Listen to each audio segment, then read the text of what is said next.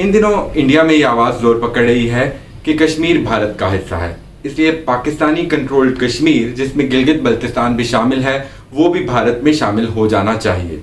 इसके लिए वहाँ के लोगों को उकसाया जा रहा है कि पाकिस्तान इकोनॉमिकली वीक हो चुका है और इंडिया दिन ब दिन स्ट्रांग होता जा रहा है, इसलिए वहाँ के लोगों को इंडिया के साथ शामिल होने का फैसला करना चाहिए।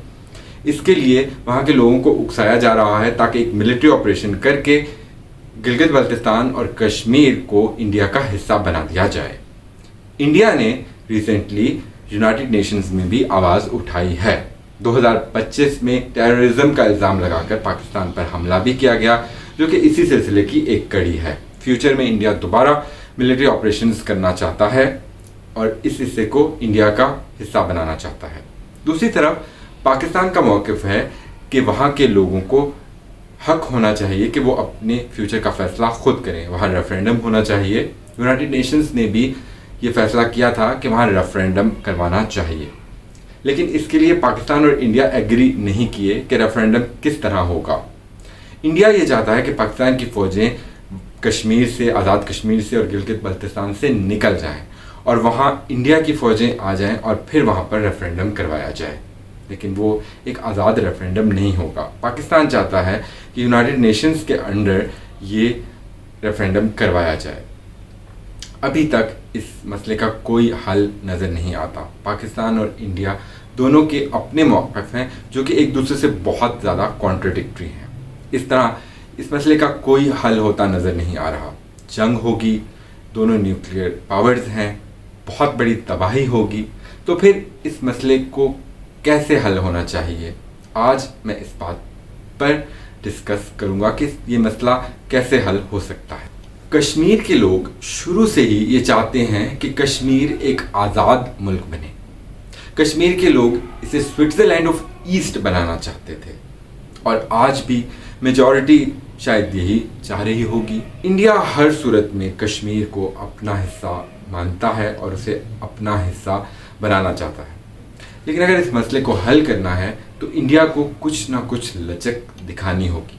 वहाँ के लोगों को आज़ादी देना होगी कि वो अपना फ़ैसला खुद करें। अगर कश्मीर के लोग ये चाहते हैं कि कश्मीर एक इंडिपेंडेंट कंट्री बन जाए तो इसमें पाकिस्तान और इंडिया दोनों के लिए ही फ़ायदा है।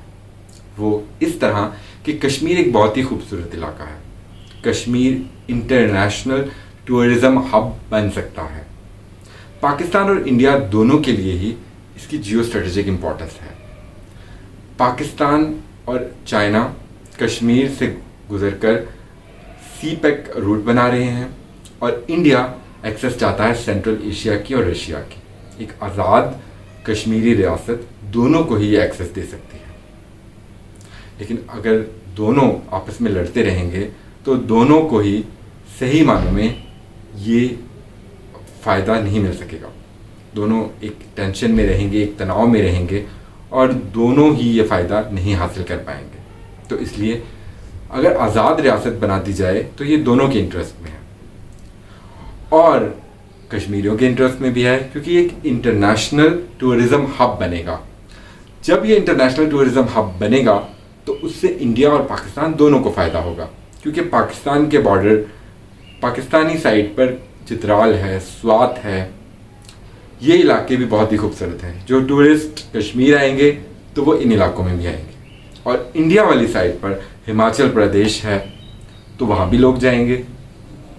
इस तरह इंडिया और पाकिस्तान में भी टूरिज़्म को एक बूस्ट मिलेगा।